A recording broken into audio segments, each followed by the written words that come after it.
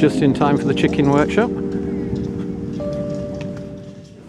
chickens have a run in turn, they clear one, then you grow your veg there, and then they clear one, and they're fertilising it. One of the exciting things about these events is that we can all learn from each other, and I'm learning all the time. And I produce chickens for egg laying and for compost making. I don't do table birds. What's crucial for me is that I need to be able to leave them sometimes and for them to cope on their own for a while. So on the basis of that, what I've done is to create a compound up the top there that is fox-proof. So they can go in and out as they want. You don't have to get up at 5 o'clock in the morning and let them out. They're already out. The key to fox-proofing is to have a fence that's high enough. So you create a wire fence all the way round, and then you dig something like a 6 by 9 trough all the way around the compound, and then you get wire. So some of it's going up the fencing wire that you've already put in, and the other is sitting in the trench like that. And then you fill the gap up with earth, and then what happens is that you get plants and things growing on the outside that map that into the ground. Here, the fox comes and starts digging here, and if he digs a hole, it's confronted by wire underground that's stretched back away from it. And it's terribly important because it's a dismal process when a fox gets in and kills. It's a really traumatic experience. I've had it a few times. And then in the autumn, I do let them out into the garden because they're quite useful in the garden, rubbing out moss out of the lawn and manuring generally, and I do let them out a bit. This time of year they would cause absolute havoc if I let them out here, so I don't. And so what I do is I gather all sorts of weeds that I know they'll eat, and I throw a lot of green food up there for them, and any waste from the garden goes up into the chicken area. If you're going to choose chickens for their eggs, there are a whole range of different colours, shapes, not so much shapes, but colours particularly. We've got Cotswold leg bars and one Welsummer. Welsummer produces a very brown, very deep brown egg. Leg bars produce bluish green eggs. None of these chickens are particularly friendly. So this is an issue, another issue which I think is very important. If you've got young children and having them as pets, don't get leg bars and don't get Welsummers. The most sensible thing to feed them on is layer pellets. If you can afford organic layer pellets, I think you get better eggs. If you feed them on corn, they won't produce as many eggs, and the quality of the eggs generally is not as good. So what I would advise you to do is to have a dispenser that releases pellets, and then give them some corn, a handful now and again, because they love it, and they'll always prefer eating corn, but it doesn't produce as good an egg.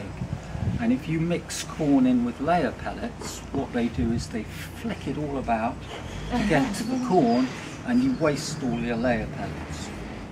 Some people put Marmite in their water dispenser as a sort of added vitamin supplement. You can also buy other vitamin supplements to put in with the water if you want to. And if they're looking out of condition, vitamin supplements are probably something to look at. That and greens. In the early spring, I scour the neighbourhood for young dandelion leaves, and they seem to eat just as many as one can sort of gather for them. You need to keep an eye out for pests, things like red mites and worms. think if you keep them healthily, they don't tend to get them. Red mites hide in the hen huts, so and you can get proprietary powders for dealing with those. And the other thing that I've also found is really good in hen houses is for keeping them clean and pest free is if you go to wood yards, if you can get pine sawdust, which is not that difficult to find if you hunt around. Pine has very antiseptic qualities, and most bacteria and organisms don't like living in it very much, so it makes a really good covering for your hen house. And if you use that and a dust mite, which has got tea tree oil and things in it, will keep your hen house pretty fresh. Next door they've often got grass that's growing a bit longer, so I'll go and cut a bit of that for them and just make a bit of hay for the nesting boxes. It's fine. Would you change your base, the sawdust and stuff? Every couple of weeks, I guess. But I also go in there and I remove the chicken manure from in there because I use that to make plant food. So I biodigest it with comfort. The other thing you can do is when you get snails in the garden, if you're not too squeamish about it, you can just put them up in the chicken area and smash the shells. They will eat them and make a shell out of snail shell. Also egg shells that you've used for omelettes or whatever, if you dry them out and break them up, put them back into the compost, they will eat them again, but have grit as well. Yeah.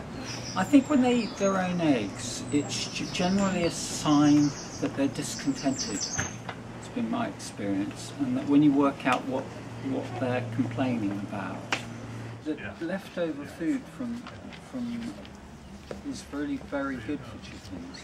I think that things like garlic and ginger are really good anti-worming, natural anti-worming agents, and that if you're giving them a certain amount of garlic and ginger in with scraps from the kitchen, you're very unlikely to get worms. So that's what my experience is, that if they're overly bred the eggs, they don't tend to last long, and after 5 or 6 years they can start suffering from prolapse and other problems from just repeated egg laying.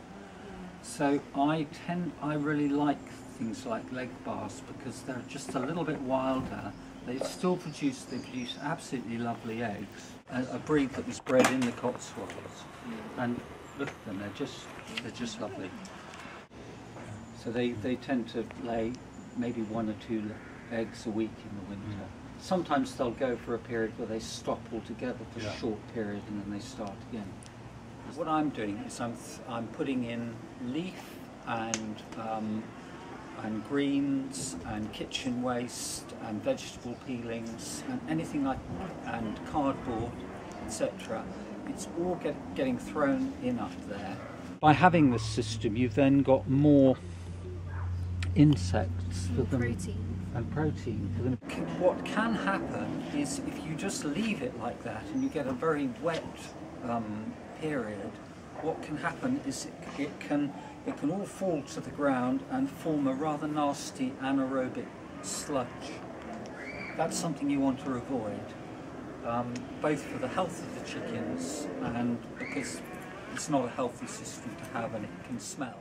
You've got to keep it moving and aerate it, get the aerobic bacteria into the compost and mix and chicken manure mix, keep it moving, and then move it into a compost heap, and then you get fresh greens all through the year. I'm putting in leaf and green, etc., and turning it over, and I think that way you keep it healthy.